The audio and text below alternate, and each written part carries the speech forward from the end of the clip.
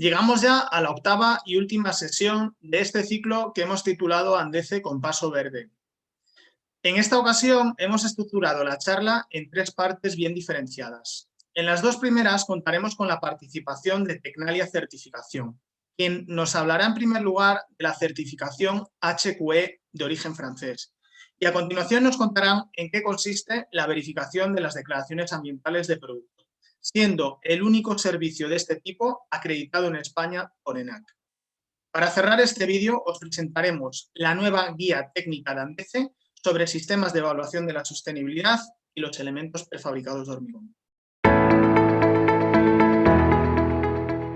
Es una certificación que también lleva implantada en el mercado hace muchos años, mundial, tanto europeo como en América, etcétera, y es de origen francés, pero no fue hasta el año 2017-2018 pues se pusieron en contacto en aquel año con nosotros, firmar un acuerdo a ver si nos podíamos encargar un poco de lo que es la difusión de la marca HQE y la implantación en el mercado español. Sobre el 2005, certificándose edificios no residenciales tipo oficinas y centros de educación, hasta el año 2012-2013 que ya comenzó ese desarrollo internacional de HQE, que al ser de origen francés, pues esta expansión comenzó sobre todo por países de habla francófona. Lo que se hizo fue adecuar un poco lo que es el esquema de certificación a la casuística de cada país. Fue avanzando a lo largo del 2015 y 2016 y bueno, actualmente ya existe una difusión de lo que es el certificado de edificación en versión 1 y se está trabajando en una versión 2, lo mismo que con los esquemas de infraestructuras y planificación urbanística. Es que el 50% de los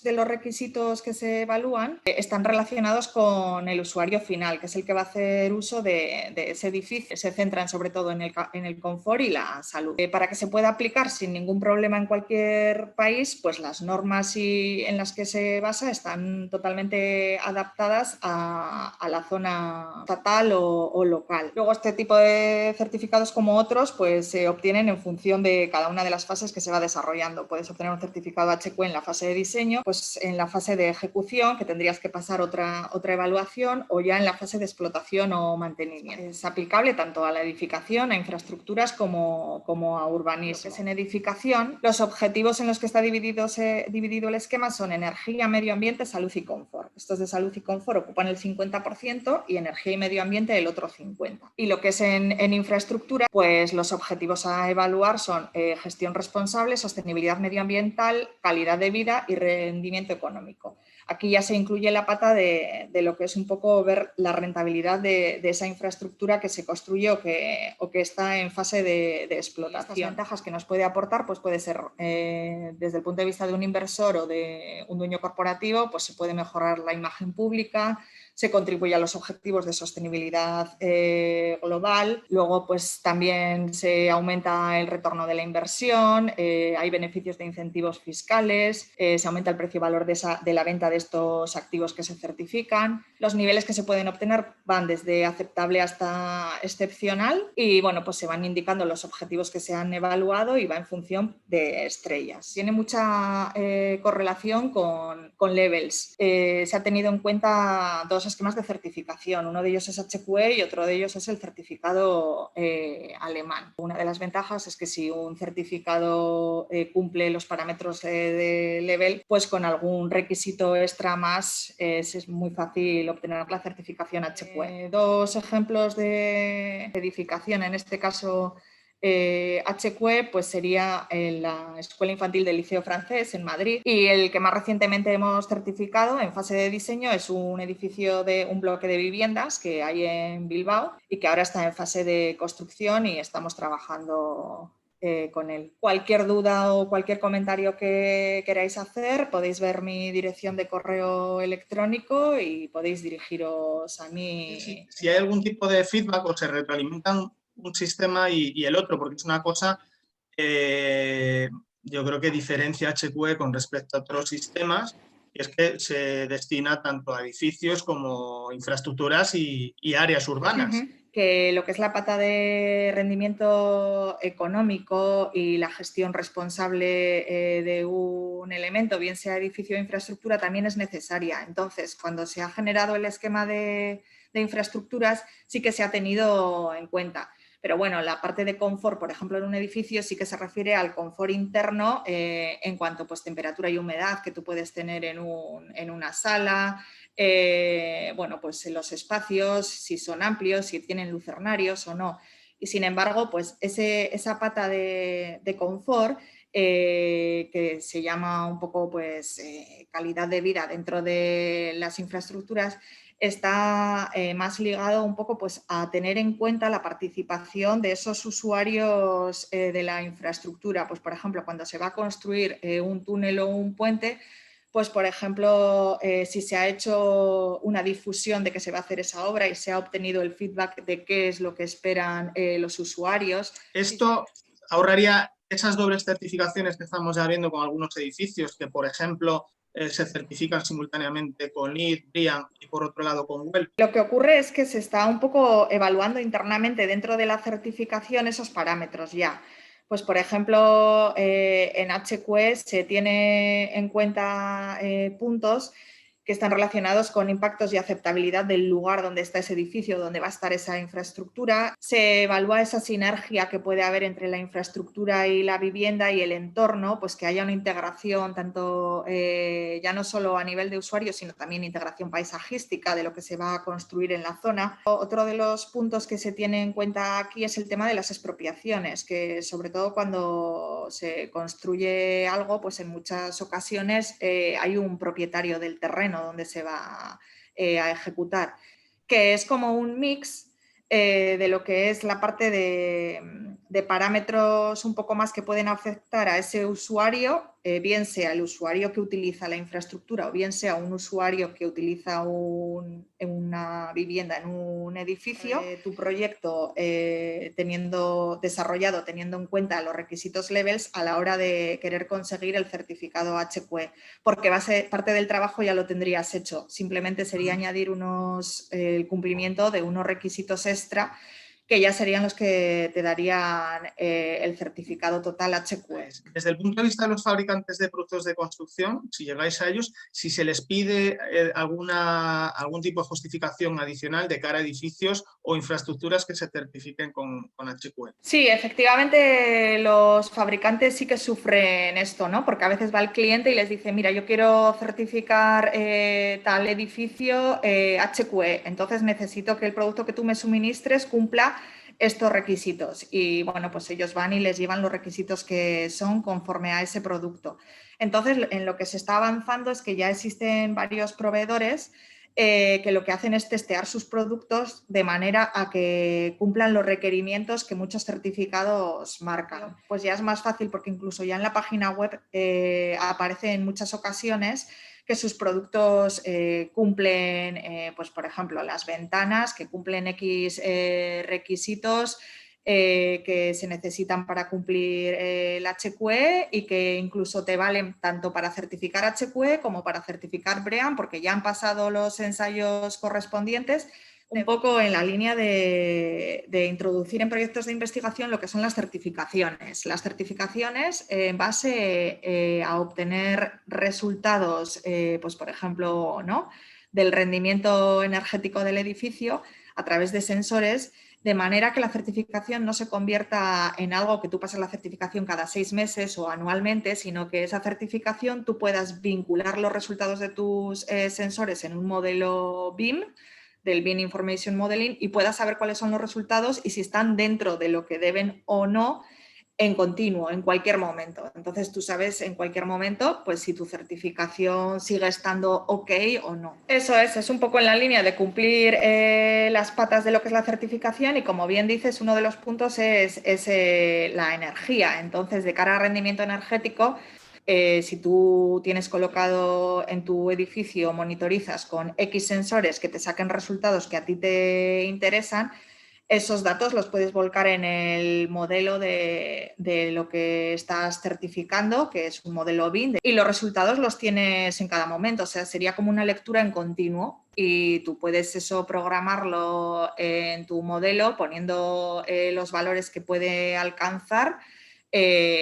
O incluso haciendo una diferenciación por colores en el modelo, de manera que cuando no estás cumpliendo se ponga en rojo, cuando sí estás cumpliendo se ponga en verde, y de esa manera puedes saber en cualquier momento que miras si sigues manteniendo y cumpliendo los requisitos HQE, en vez de como se ha venido haciendo tradicionalmente con esta certificación o con cualquier otra certificación, que pasas las auditorías pues semestrales o anuales según correspondan o cada 3 años. Y claro, por el medio se queda como un vacío, pero de esta manera, pues dado que tendemos hacia la transformación digital y hacia la sensorización, monitorización, etcétera, pues es una manera de incorporar la certificación y digitalizarla también. Nosotros hemos comenzado a traducirlo al castellano, porque bueno, muchas veces nos encontramos con clientes que quieren conocer de la marca y uno de los hándicaps es este. Ya hemos comenzado a traducirlo y tenemos parte de los documentos en castellano, pero nuestra idea es que con el tiempo esté todo disponible en castellano para que el cliente pueda acceder a ello fácilmente y que no sea el idioma el inconveniente. Desde el punto de vista de los fabricantes, algún ejemplo de los que habéis puesto al final tiene un catálogo de productos muy amplio. ¿Qué es lo que hacéis? ¿Cuál es la manera de gestionar la verificación? ¿Qué es lo que hacen? ¿Cómo se busca un poco el equilibrio? Porque al final hay que economizarlo en la medida de lo posible. Yo creo que ahí tiene mucho que ver el trabajo de la consultora con la que normalmente trabajas para hacer ese tipo de labores. Hay algunos casos donde comercialmente interesa disponer de más declaraciones ambientales de producto y centrarlas sobre referencias concretas. Y hay otros casos donde se selecciona una unidad declarada para que prácticamente con una única declaración ambiental de producto te pueda cubrir una parte importantísima de tu fabricación. Por ejemplo, era un fabricante que fabricaba estructuras espaciales para aeropuertos, etcétera, y la unidad que se declaró me parece que era por kilogramo de acero producido. Entonces, era independiente del tipo de estructura espacial, del tipo de referencia, que si lo haces de esta manera, pues quizás cuando en un proyecto quieras apoyar la excelencia, digamos, de tu producto con los certificados con los que dispones, pues bueno, no tienes algo para diferenciarte, pues la serie que utilizas o lo que sea. Yo creo que, como has comentado, hay que buscar un equilibrio, porque sí que es cierto que es un proceso complicado, no solamente económicamente, sino también en tiempo de dedicación, en tiempo de buscar información y tal. Y yo creo que ahí es fundamental un poco el trabajo de la consultora y también que la propia empresa tenga claro qué es lo que quiere obtener con la propia declaración ambiental de producto. El tema del reconocimiento mutuo, pensando sobre todo en productos que se exporten fuera. Entiendo que estando dentro de PD System, eso no suponga un problema. Es decir, un fabricante obtiene aquí la DAP verificada por vuestra parte y se le admite, por ejemplo, en Francia, que lo conoceréis muy bien, el registro público INIES, que no le ponga pegas, no ponga obstáculos. Eso es así, ¿no? Y al final seleccionamos el Sistema Internacional EPD, porque es el sistema, el programa de verificación de declaraciones ambientales de producto más extendido del mundo. Es un programa que está en aproximadamente 36 países. Entonces, en cuanto a reconocimiento internacional, digamos, de partida, nosotros partimos con un programa que probablemente sea el más reconocido, el más extendido a nivel internacional, y también partimos con otra ventaja, que es la acreditación nuestra ENAC, que en el fondo es un sistema que también está reconocido a nivel internacional y que aporta también credibilidad cuando no conocen a la entidad de certificación que lo está utilizando. No hay problemas, bueno, por lo menos no nos llega información de que haya problemas de reconocimiento, pero en el caso del INIES que has comentado anteriormente, hay exige unos indicadores específicos y normalmente hay que hacer una verificación adicional a la que hacemos para nuestra declaración ambiental de producto. Un poco las dos. Lo hacemos en el mismo proceso, o sea, no duplicamos procesos, sino la propia auditoría, lo que se va a fábrica, se verifica tanto lo necesario para una cosa o para la otra.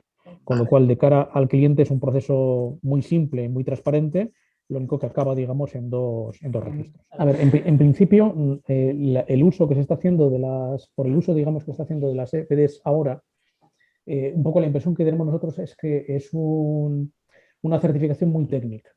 O sea, tienes que conocer mucho de ACV y tienes que conocer mucho de declaraciones ambientales de producto para coger dos EPDs de dos fabricantes y saberlas interpretar, saber un poco cuáles son las diferencias y tal.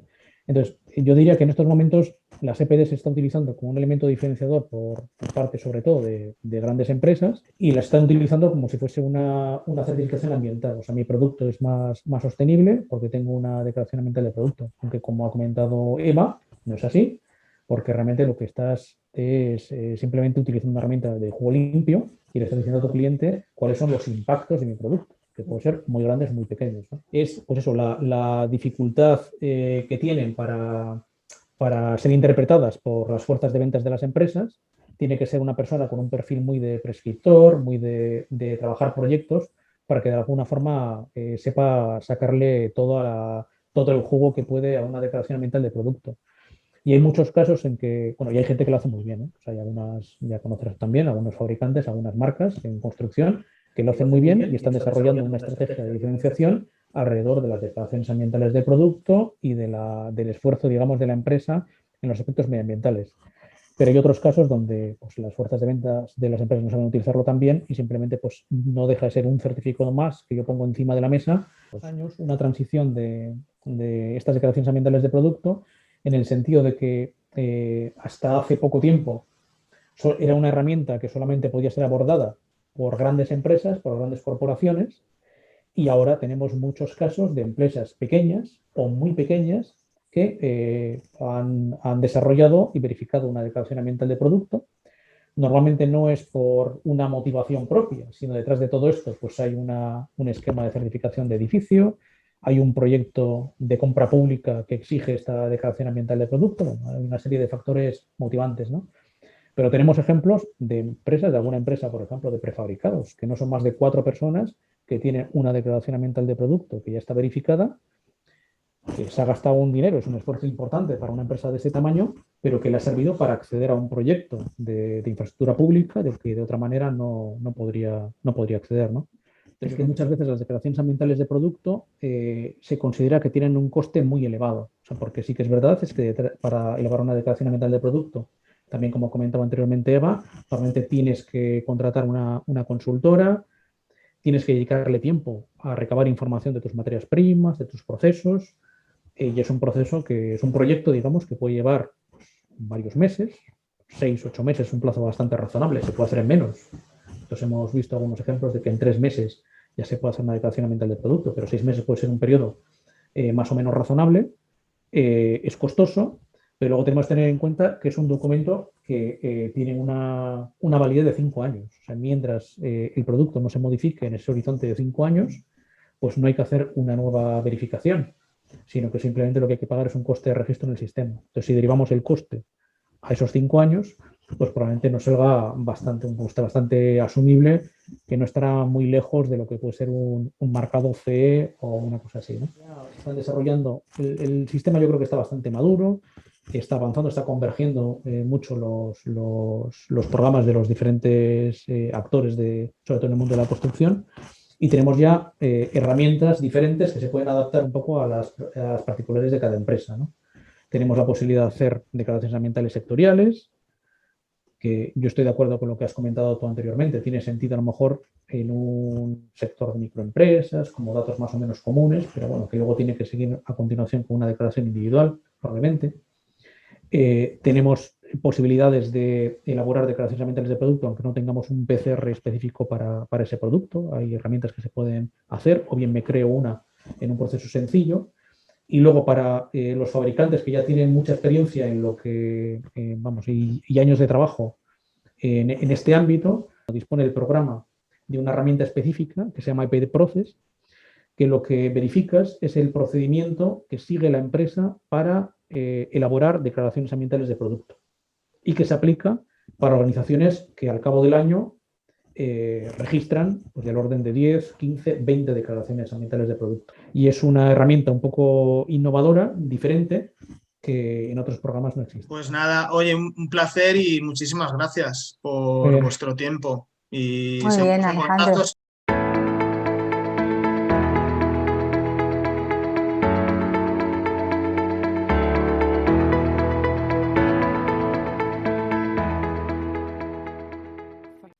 Y con la presentación del sistema HQE completamos el ciclo Andece con Paso Verde. Hemos reunido a una serie de expertos que nos han ofrecido una visión muy panorámica de los principales sistemas de evaluación de la sostenibilidad.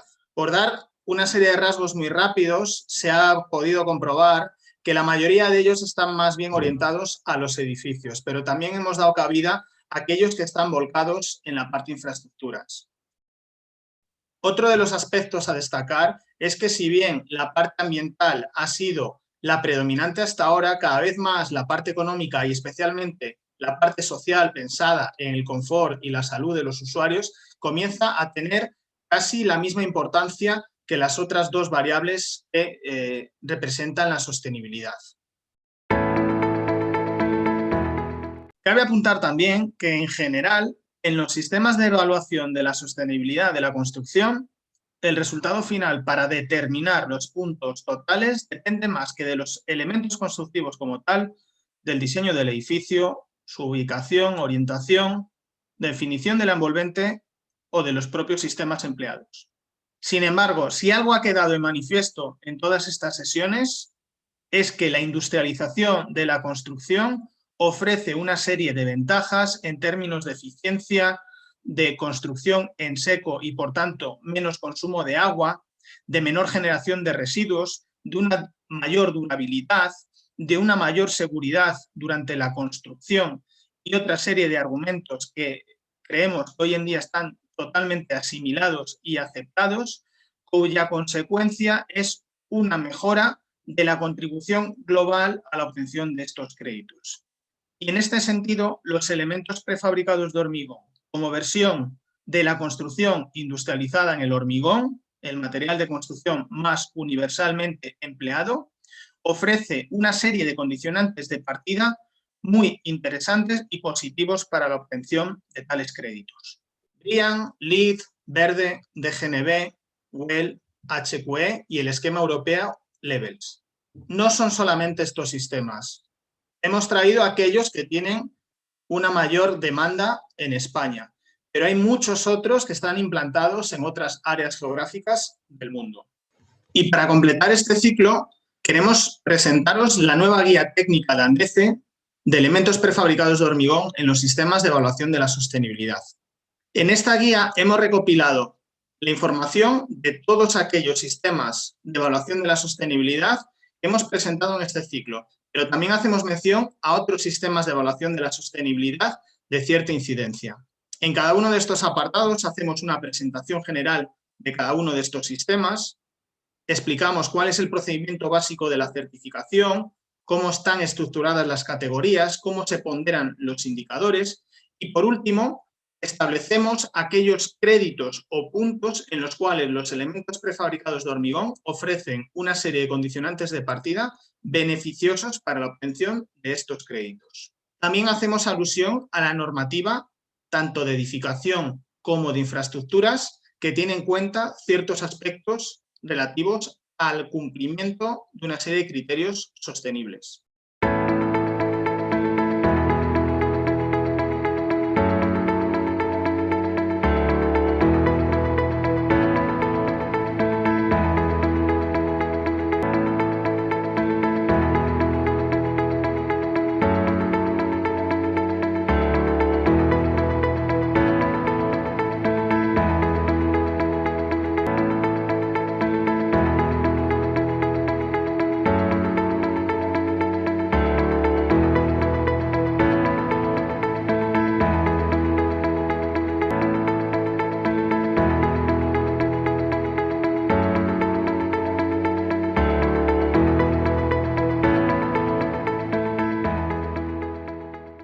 Desde ya mismo se encuentra disponible en nuestra página web.